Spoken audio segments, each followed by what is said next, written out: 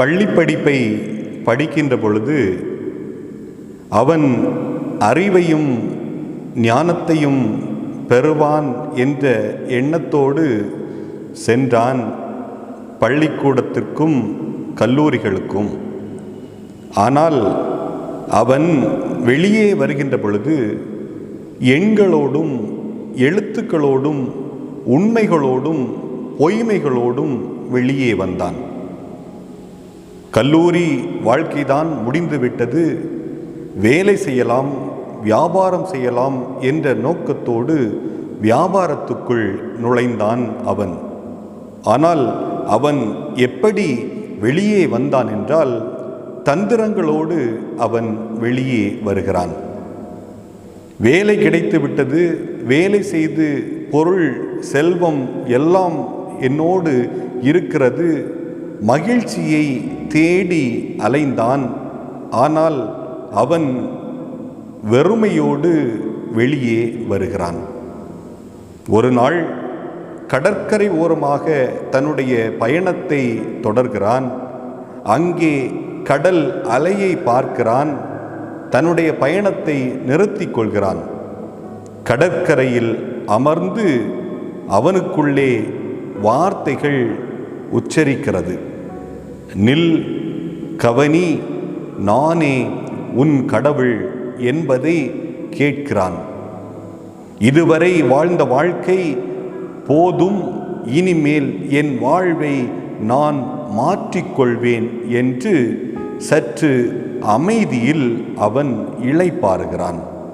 பின்புதான் அவனுக்கு தெரிந்தது, இந்த உலக வாழ்க்கையில் கிடைக்காத அமைதியை அமைதியான தருணத்தில் நான் இறைவனோடு இறைவனுக்காக நேரத்தை செலவிடுகிற பொழுது நான் பெறுகிறேன்.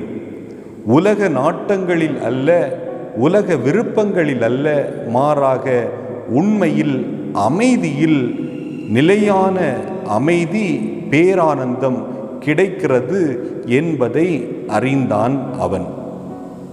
கிறிஸ்துவில் அன்புக்குரிய சகோதரிகளே, சகோதரர்களே, புனித பவுலடியாரின் வாழ்வை சற்று ஆழமாக சிந்தித்து பார்க்கிற பொழுது கலாத்தியர் 1 அதிகாரம் 17 வசனத்திலே அவருக்கு எத்தனையோ பயணங்கள் இருந்தது.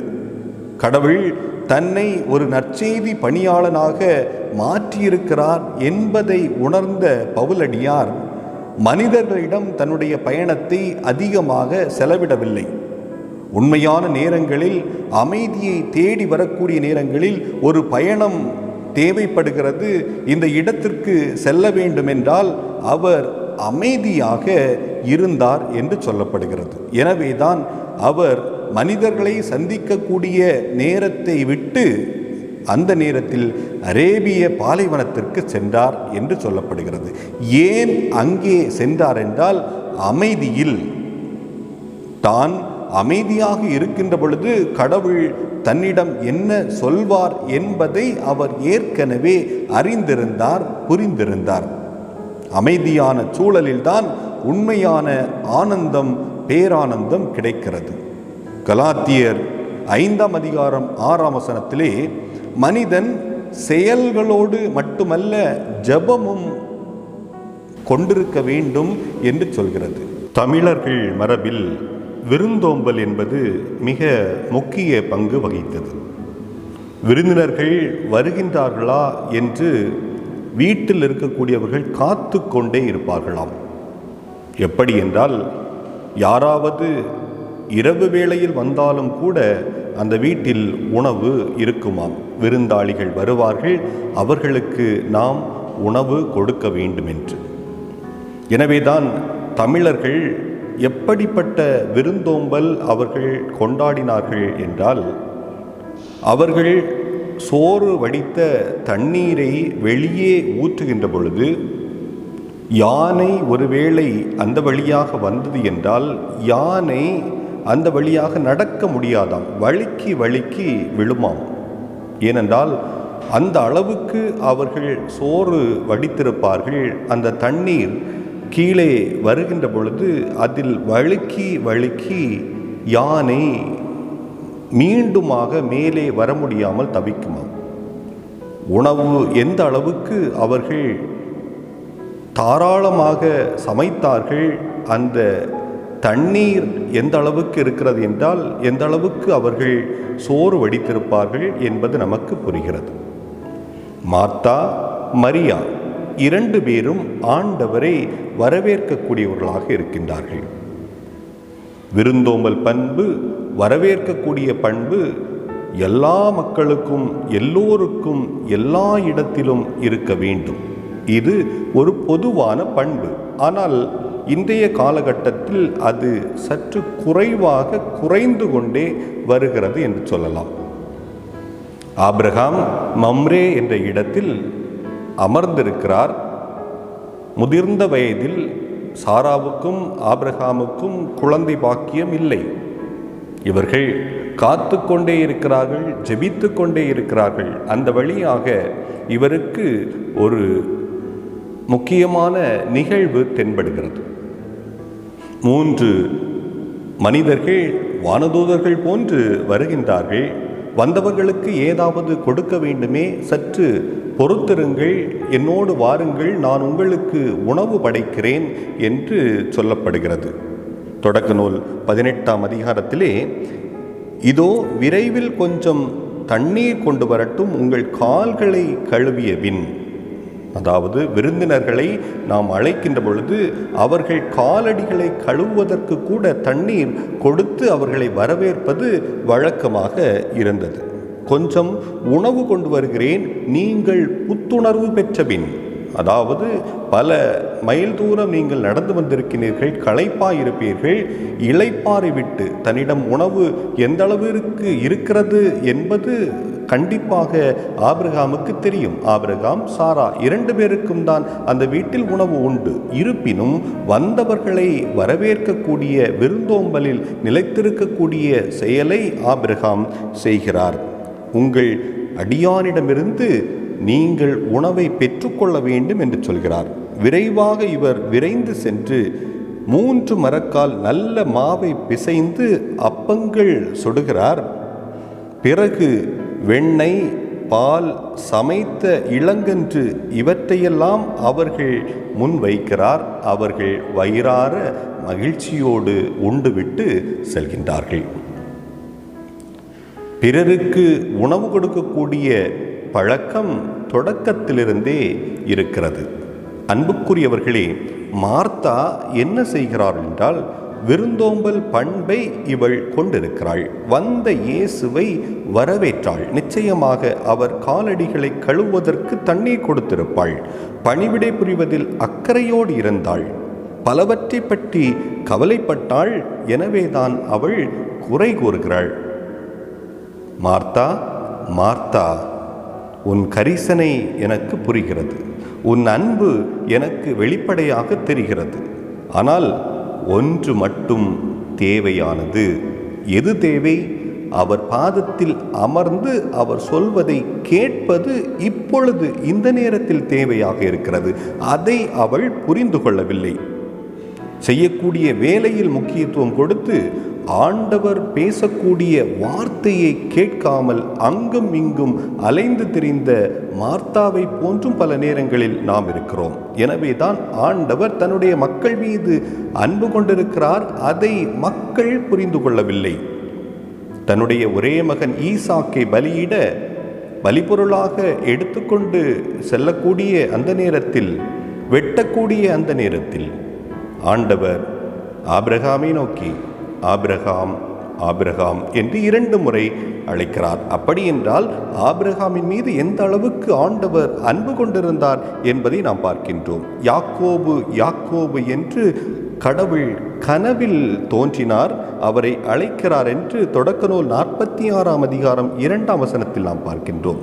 எரியும் முட்புதரில் மோசேக்கு ஆண்டவர் தன்னை வெளிப்படுத்துகிறார் என்று விடுதலை பயணம் 3ஆம் அதிகாரம் 4ஆம் வசனத்தில் நாம் பார்க்கின்றோம்.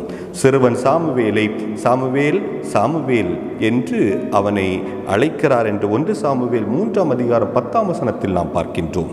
பேதுருவை பேதுரு மறுதலிக்கப் போகின்றார் என்பதையும் அறிந்த இயேசு, சாத்தான் உன்னை தேடிக்கொண்டே இருக்கிறார் என்று பேதுரு என்று 2 முறை லூக்கா நற்செய்தி 22ஆம் அதிகாரம் 31ஆம் வசனத்திலே நாம் வாசிக்கின்றோம்.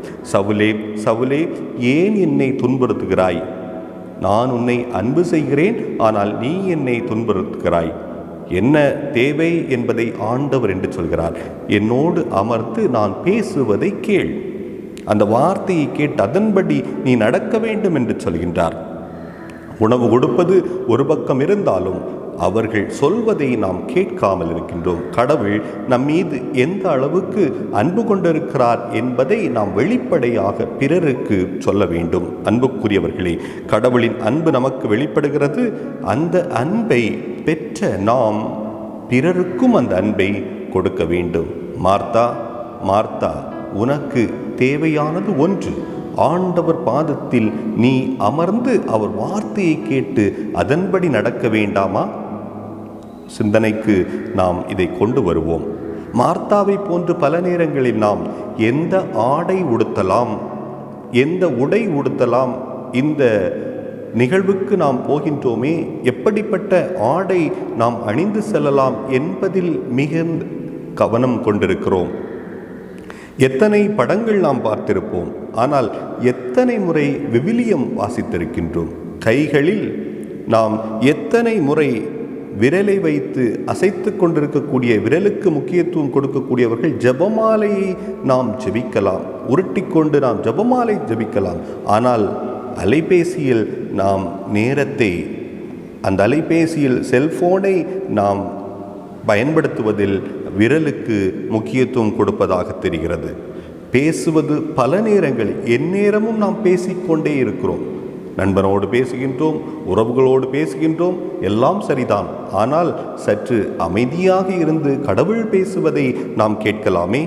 சாப்பாட்டுக்கு முக்கியத்துவம் கொடுக்கக்கூடிய நாம் எதற்காக அந்த விருந்தாளி நம்மை தேடி வந்திருக்கிறார் என்று சற்று அமைதியாக கேட்டால் அதைவிட சாலச் சிறந்ததாக இருக்குமே. விருந்தினர் வருவதை தமிழ் இலக்கியத்தில் நாம் மிக அழகாக பார்த்திருக்கிறோம். இருப்பினும் அன்புக்குரியவர்களே, நாம் ஏதோ சாப்பாடுக்கு முக்கியத்துவம் கொடுப்பதோடு மட்டுமல்லாமல் எதற்காக இவர்கள் நம்மை தேடி வருகிறார்கள் என்பதையும் நாம் புரிந்து கொள்வோம். மரியா உயிர் போதனைக்கு மிக முக்கிய முன் உதாரணமாக அவள் இருக்கின்றாள். அவள் உணவுக்கு முக்கியத்துவம் கொடுக்கவில்லை, உறவுக்கு முக்கியத்துவம் கொடுத்தாள். அனைத்திற்கும் மேலாக அவரது ஆட்சியை, அவரது மாட்சியை நீ தேட வேண்டும், அவருக்கு ஏற்புடைய மகளாக நீ இருக்க வேண்டும் என்பதை அவர் தெரிந்து கொள்கின்றார். எல்லாவற்றையும் தேடுகின்ற பொழுது நாம் கேட்காததையும் கடவுள் நிச்சயமாக அள்ளி கொடுப்பார் என்று மத்தேயு 6ஆம் அதிகாரம் 33ஆம் வசனத்தில் நாம் பார்க்கின்றோம். எனவே மார்த்தாவிடம் ஆண்டவர் சொன்னது, உனக்கு தேவையானது ஒன்று இருக்கிறது. மரியாவிடம் ஆண்டவர் என்ன சொல்கிறார் என்றால், நீ நல்ல பங்கை தேர்ந்து கொண்டாய். அன்புக்குரியவர்களே, நல்ல பங்கை தேர்ந்து கொள்ளக்கூடிய நாம் எப்படிப்பட்ட வாழ்க்கை சூழலை நாம் நமதாக்கிக் கொள்கின்றோம்? வாழ்வில் நாம் ஏதாவது பிறருக்கென்று செய்திருக்க வேண்டும். அமைதியான சூழலை நாம் உருவாக்கி இருக்க வேண்டும். அந்த அமைதியை நாம் பிறருக்கு கொடுத்திருக்க வேண்டும். 2 மான்கள் ஓடி வருகிறது என்று 550 நூலில் நாம் படித்திருக்கின்றோம். 2 மான்களும் ஓடி வருகிறது, ஆண்மானும் பெண்மானும். பெண்மான் நினைக்கிறது ஆண்மான் தண்ணீரை குடித்து விட்டது என்று. ஆனால் ஆண்மான் குடிக்கவில்லை. பெண்மானுக்கு முக்கியத்துவம் கொடுத்து 2 பேரும் எவ்வாறு மகிழ்ச்சியாக இருந்தார்களோ அதே போலத்தான் நம்மோடு இருக்கக்கூடியவர்கள் கடவுளின் வார்த்தையை கேட்பதற்கு உறுதுணையாக நாம் இருக்க வேண்டும். நான் மட்டும் மகிழ்ச்சி அடைந்தால் போதாது. மரியா, மார்த்தா 2 பேரில் யாருக்கு முக்கியத்துவம் ஆண்டவர் கொடுத்தார் என்றால் மரியாவுக்குத்தான் கொடுக்கின்றார். நல்ல பங்கை நீ தேர்ந்து கொண்டாய் என்று சொல்கிறார். அன்புக்குரியவர்களே, வாழ்வில் நாம் ஏதாவது நல்லது செய்வோம். இறுதி நாட்களில், அதாவது வாழ்வை தொலைக்கக்கூடிய அந்த நேரத்தில், என் வாழ்வு இதோடு முடிந்து போகின்றது என்று இருக்கக்கூடிய அந்த நேரத்தில் ஆண்டவரின் வார்த்தையை நான் கேட்க வேண்டும். நான் திருப்பலிக்கு செல்ல வேண்டும், நற்கருணை வாங்க வேண்டும், நல்ல பாவ சங்கீதனம் செய்ய வேண்டும் என்பதோடு நாம் வாழ்வை நாம் தொலைத்து விட வேண்டாம். வாழ்கின்ற இளமையிலிருந்தே ஆண்டவரை தேடக்கூடியவர்களாக, ஆண்டவரின் வார்த்தையை கேட்டு நடக்கக்கூடியவர்களாக இருந்தால் ஆண்டவர் இன்று நம்மை பார்த்து சொல்வார், நீயும் நல்ல பங்கை தேர்ந்து கொண்டாய்.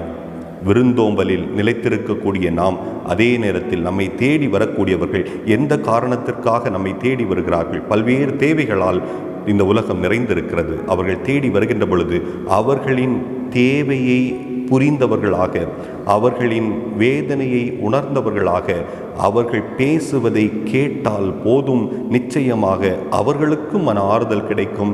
நாமும் அந்த மன ஆறுதலை பிறருக்கு கொடுக்கின்றோம்.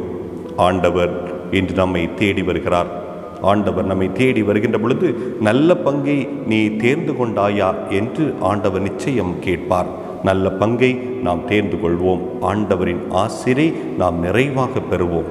எல்லாம் வல்ல இறைவன் நம்மோடு இருந்து எந்த அளவுக்கு கடவுள் நம்மை அன்பு செய்கிறாரோ அதே போல நம்மை தேடி வரக்கூடியவர்களையும், ஏன் வீதிகளில் இருக்கக்கூடிய எல்லா மக்களையும் அன்பு செய்யக்கூடியவர்களாக, அவர்களுக்கு ஏதாவது நம்முடைய இடத்திலிருந்து ஏதாவது கொடுக்கக்கூடியவர்களாக, உதவி செய்யக்கூடியவர்களாக நாம் மாறுவோம். அப்படி என்றால் உலகப் போக்கிற்கு முக்கியத்துவம் கொடுக்கக்கூடியவர்களாக நாம் இல்லை, மாறாக கடவுளுக்கு முக்கியத்துவம் கொடுக்கக்கூடியவர்களாக நாம் மாறுகின்றோம். இறைவன் நம் ஒவ்வொருவரையும் நிறைவாக ஆசீர்வதிப்பாராக.